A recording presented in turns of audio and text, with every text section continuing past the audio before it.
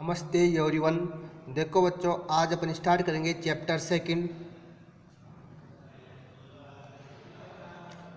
Second जिसका नाम होगा जीनों की पारस्परिक क्रिया। जीनों की पारस्परिक क्रिया,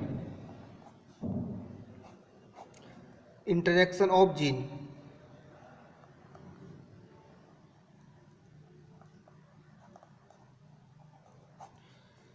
तो देखते हैं अपन सबसे पहले परिभाषा।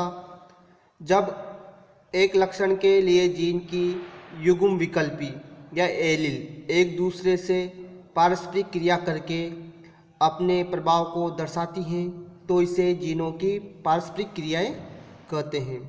यानी कि एक लक्षण जो होगा इसके लिए जीन की जो युग्म विकल्पी होगी, युग्म विकल्पी या एलील एक दूसरे से क्या करेगी, एलील पारस्परिक क्रिया करती हैं और अपने प्रभाव को दर्शाती हैं तो इसे जीनों की पारस्परिक क्रिया कहेंगे। जैसे कि लंबाई के लिए जो युग्म विकल्पी होती हैं कैपिटल टी स्मॉल टी, तो इन दोनों के मध्य पारस्परिक क्रियाएं होगी और प्रभावी लक्षण अपना प्रभाव दर्शाएगा। इनकी प्रभावी कैपिटल टी है तो कैपिटल टी अपना प्रभाव दर्शाएगा। तो इसलिए इनको बोलते हैं अपन अशुद्ध लंबे। कैपिटल टी शुद्ध लंबे और कैपिटल स्मॉल टी शुद्ध बौने होंगे। देखिए अपन सर्वप्रथम बेटसन ने जीनों की पारस्परिक क्रिया के बारे में बताया। बेटसन ने किसके बारे में बताया? जीनों की पारस्परिक क्रिया के बारे में बताया। इसने इसे कारक परिकल्पना कहा। क्या कहा? कारक परिकल्पना। जीनों की पारस्परिक क्रिया दो प्रकार की होती हैं। देखिए अपन first allelic interaction of gene. जब एक ही जीन की युग्म विकल्पी या एलील एक दूसरे से पारस्परिक क्रिया करके अपने प्रभाव को दर्शाते हैं तो इसे एलीलिक इंटरेक्शन ऑफ जीन कहते हैं। यानी कि इसमें क्या होगा, एक ही जीन की युग्म विकल्पी, एक ही जीन की युग्म विकल्पी या एलील जो होगी वो एक दूसरे से क्या करेगी, पारस्परिक क्रिया करेगी। यानी कि एक दूसरे से पारस्परिक क्रिया करेगी। जैसे कि कैपिटल टी स्मॉल टी दोनों के मध्य पारस्परिक क्रियाएं होगी और प्रभावी जो युग्म विकल्पी होगी वही अपना प्रभाव दर्शाएगी, इसलिए इनको अशुद्ध लंबे कहते हैं। दूसरा देखिए अपन non allelic interaction of gene. तो ये तो होगा एलेलिक इंटरेक्शन ऑफ जीन, ये होगा non allelic interaction of gene. जब अलग अलग जीन पर उपस्थित एलील एक दूसरे से पारस्परिक क्रिया करके अपने प्रभाव को दर्शाती हैं तो इसे non allelic interaction of gene कहते हैं। इसमें एक ही जीन होगा, इसमें क्या होगा, अलग अलग जीन होंगे। तो इसमें जो अलग अलग जीन होंगे तो उन पर जो उपस्थित होगी एलील, वो एक दूसरे से पारस्परिक क्रिया करके अपने प्रभाव को दर्शाएगी, इसलिए इनको बोलेंगे अपन non allelic interaction of gene. इनमें एक ही जीन पर युग्म विकल्पी उपस्थित होती हैं। इंटरेक्शन जीन के उदाहरण देखें अपन। इंटरेक्शन जीन के उदाहरण की बात करें अपन फर्स्ट बहुयुग्म विकल्पी वंशागति, यानी कि मल्टीपल एलील इनहेरिटेंस। तो देखिए अपन इसमें बहुयुग्म विकल्पी वंशागति।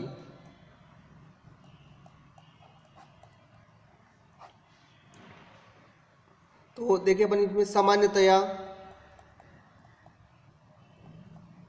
सामान्यतया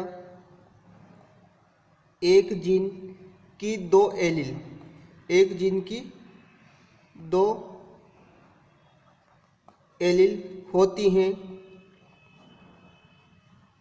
लेकिन जब एक जीन की दो से अधिक एलील हो तो इसे मल्टीपल एलील कहते हैं। जब एक जीन की दो से अधिक एलील हो तो इसे मल्टीपल एलील कहेंगे। एक जीन की दो से अधिक एलील का होना, तो इसको अपन मल्टीपल एलील कहते हैं।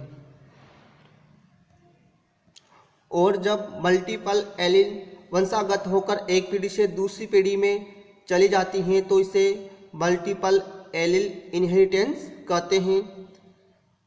इसके बाद बात करें अपन एबीओ वंशागति।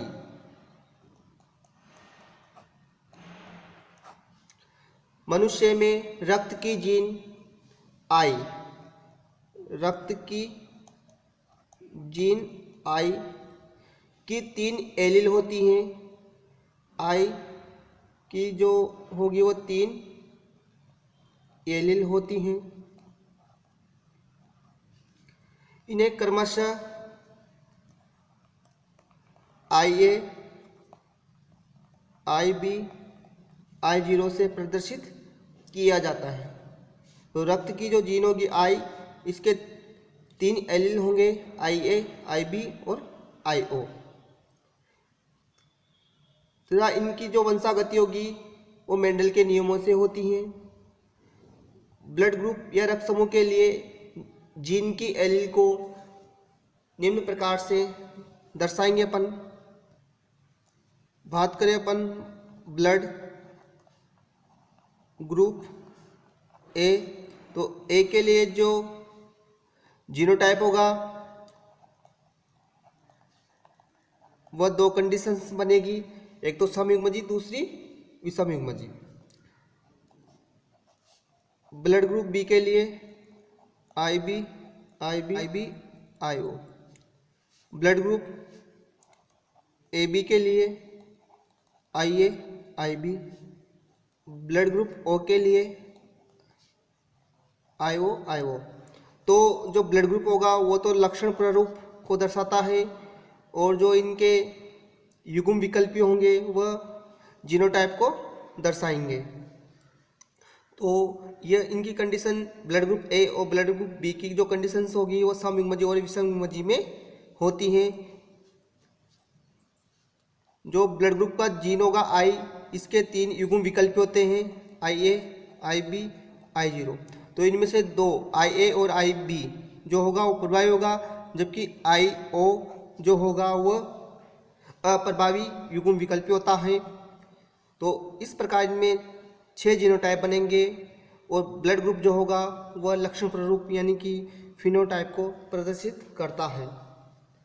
बात करें अपन रक्त समूह ब्लड ग्रुप।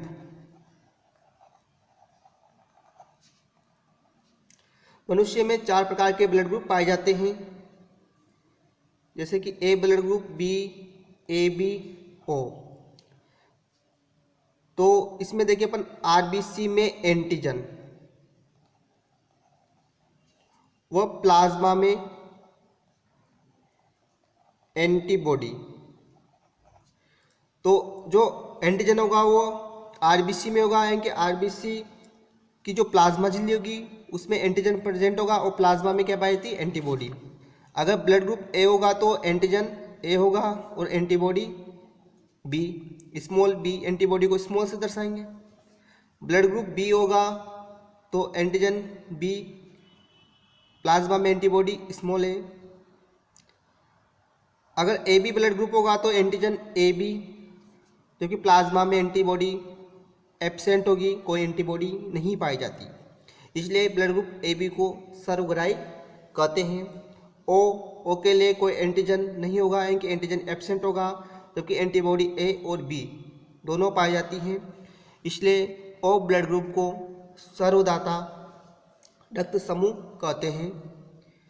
इसके बाद देखिए अपन रक्त का आदान प्रदान, यानी कि ब्लड ट्रांसफ्यूजन। रक्त का आदान प्रदान। तो देखते हैं अपन इसमें, इसे ए बी ओ चारों ब्लड ग्रुप लिख लिए अपन ने। ओ जो ब्लड ग्रुप होगा ओ के लिए दे सकता है, सर्वदाता होता है, तो ए के लिए भी दे सकता है, बी के लिए भी दे सकता है और ए बी के लिए भी दे सकता है। बी होगा वो सभी से लेगा, तो ए से भी लेगा, ओ से भी लेगा और बी से भी लेगा और ए बी से भी लेगा। ए वाला जो होगा वह ओ से लेगा और ए से भी लेगा। बी जो होगा वो ओ से लेगा और बी से लेगा। इसके अलावा ए जो होगा ए बी को भी देगा, बी ए बी को भी देगा, क्योंकि ए बी सर्वग्राही है। तो ये जो सर्वग्राही होगा, या इसे अपन बोलते हैं सर्वग्राही या सार्वत्रिक ग्राही होगा। ओ जो होगा सबको दे सकता है, यानी कि सार्वत्रिक दाता होगा ओ ब्लड ग्रुप। इसके बाद बात करें अपन एमएन ब्लड ग्रुप की। रक्त के आदान प्रदान में इसका कोई महत्व नहीं होता, कोई इम्पोर्टेंस नहीं होता रक्त के आदान प्रदान में, लेकिन वैज्ञानिक अनुसंधान व अध्ययन में इसका महत्व है। वे व्यक्ति जिनमें एम एंटीजन पाई जाती हैं उनका ब्लड ग्रुप जो होगा ब्लड ग्रुप एम होता है, और जिनमें एन एंटीजन पाया जाता है उनका जो ब्लड ग्रुप होगा वह एन होता है। और जिनके अंदर एम एंटीजन और एन एंटीजन दोनों होंगे उनका ब्लड ग्रुप एम एन होता है। और इस ब्लड ग्रुप की जो वंशागति होगी वो मेंडल के नियमों के अनुसार देखी जाती हैं। इसके बाद अपन नेक्स्ट लेक्चर में बात करेंगे RH फैक्टर की। आज के लिए बस इतना ही। थैंक्स।